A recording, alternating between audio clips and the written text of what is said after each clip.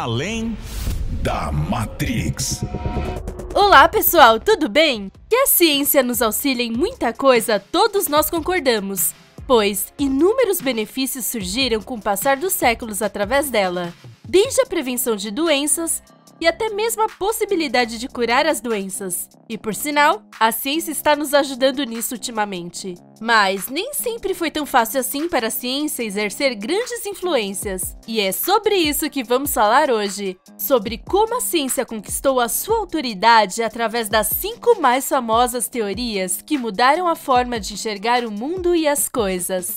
Então, já deixe o seu like, se inscreva no canal e ative o sininho para estar sempre a conhecer mais histórias como essa, para estar sempre além da Matrix. Nós sabemos que a ciência é essencial para compreender certas questões do nosso mundo, que muitas vezes parecem ser impossíveis de serem entendidas, como o surgimento de tudo, como o ser humano se tornou quem é hoje, se algo é mais rápido que a luz e uma infinidade de questionamentos. E com base nesses questionamentos, no vídeo de hoje nós vamos te mostrar o caminho da ciência até o tempo de hoje e como ela foi crescendo cada vez mais. Pegue um caderno porque vai ser quase uma aula de ciência, digno de relembrar os velhos tempos na escola. Antes de tudo, devemos entender o que significa ciência, correto? A ciência é a arte de compreender um conjunto de conhecimentos empíricos sobre a natureza. Tudo isso feito através da observação contínua, da descrição, explicação e previsão das coisas observadas. Algo interessante também de pontuar sobre a ciência é que ela roda totalmente em torno da ação, pois, para os cientistas, se algo não for ocasionado diante deles ou em seus experimentos, está no campo das teorias ainda.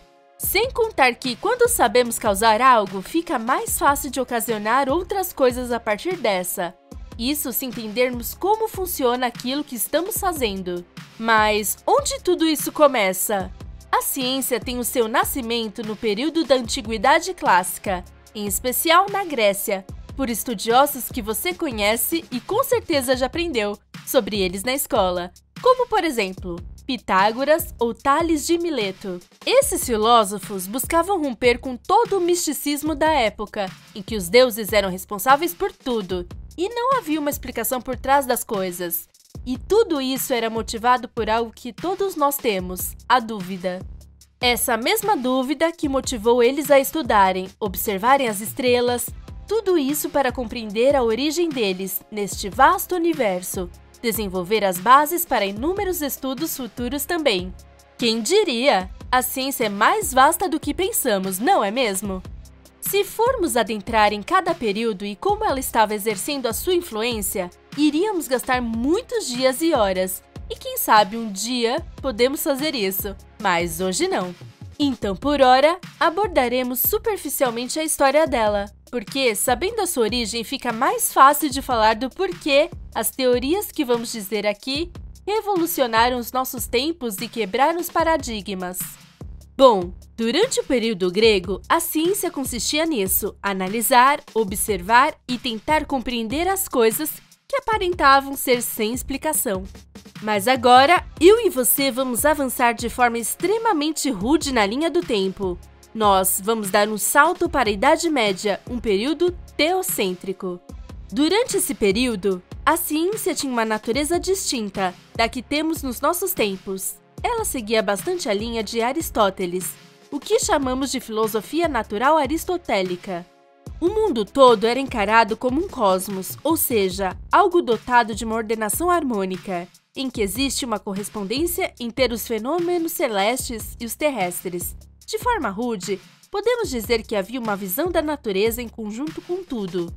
E assim foi desde a Antiguidade até a Idade Média, onde tudo isso foi estudado de forma exaustiva por autores. Podemos citar Stanley Jack e Alexandre Koyré.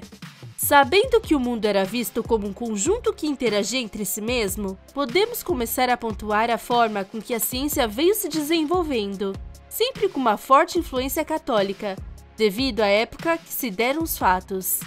Como vimos, a concepção de Aristóteles sobre o cosmos não batia muito com os doutores teologais da época, pois, enquanto para um, o mundo era eterno em si mesmo, Para o outro, ele havia sido criado por Deus, tirado do nada, em latim ex nihilo, sendo assim, uma criação temporal com ponto de partida e não eterno. E, para finalizarmos esse assunto, tudo começou a mudar com os estudos de um padre-professor, o padre Jean Buridan, que lecionava em Sorbonne no século XV. Em seus estudos, que eram baseados na escolástica, ele ponderava e dizia algo muito interessante, que foi a base para o conhecimento científico que foi desenvolvido na modernidade, ou seja, ele foi o precursor de tudo. Segundo o historiador Thomas Woods Jr., Bourdin descobriu que os corpos celestes se moviam em uma forma sem que necessitassem de propulsão contínua, o que contradizia Aristóteles, que apontava que os corpos tinham motor e movem em si mesmos, e que também questionava algo crucial para a ação divina em tudo: como eles continuavam em movimento? Era Deus quem controlava os astros?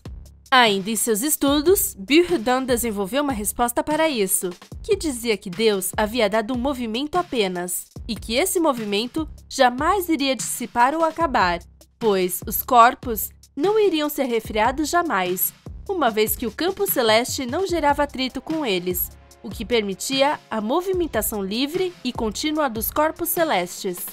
E, com base nesse padre, os séculos se passaram e comprovaram a teoria dele, pois os experimentos de Galileu e outros cientistas comprovaram o que era apenas o germe da ideia de movimento físico e inércia. A partir dele, a ciência começa então a ser vista de outra forma, como algo realizável e aplicável, correto?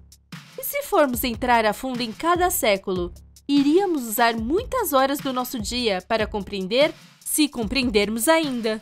Então, vamos direto ao ponto, já que você sabe o que é ciência e como ela se desenvolveu. Conheça agora as 3 teorias da ciência que mudaram a visão do mundo e até hoje continuam a influenciar a forma de enxergá-lo e compreender a ciência. Número 1. Teoria evolucionista e seleção natural. Nascida de Jean Lamarck, desde o século XIX, é alvo de inúmeros questionamentos e perguntas. Caso você não conheça, Jean-Baptiste Lamarck foi um naturalista francês que desenvolveu a sua pesquisa à base dos moluscos. A teoria de Lamarck defendia 2 grandes e importantes tópicos. O primeiro era sobre a lei do uso-desuso, que diz que conforme o indivíduo usa um órgão mais que o outro, o mais usado tende a se desenvolver mais que o outro, e aquele que é usado raríssimas ou quase nunca, acaba em desuso, e nas futuras espécies não irá estar presente. O segundo tópico aponta que o órgão mais usado é perpetuado na espécie, sendo assim, passando adiante para as futuras espécies do ser.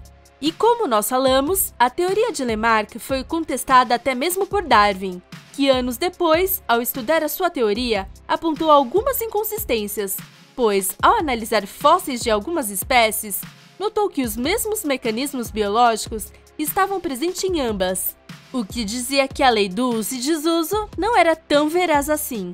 Número 2. A teoria da relatividade, descoberta pelo grande Albert Einstein, ganhador do Nobel de Física de 1921. Esta famosa teoria reúne 2 grandes estudos, teorias do autor, a teoria da relatividade restrita e a teoria da relatividade geral. Através do trabalho dele, foi comprovado que o espaço-tempo, massa e gravidade estão todas ligadas entre si e modulam de acordo com a quantia usada. A relatividade afirma que nada pode ser mais rápido que a velocidade da luz.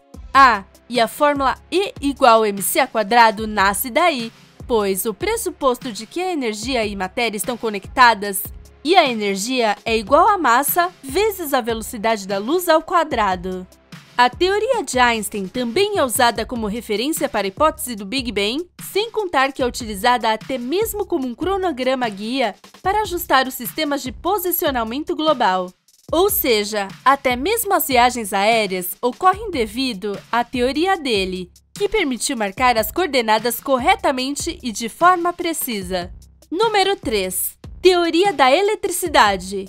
Apesar de existirem vestígios, desde 600 a.C., a primeira teoria propriamente dita surge após ser formulada por Benjamin Franklin, que dizia que a eletricidade era um fluido que saía de um corpo para outro, sendo positivo ou negativo.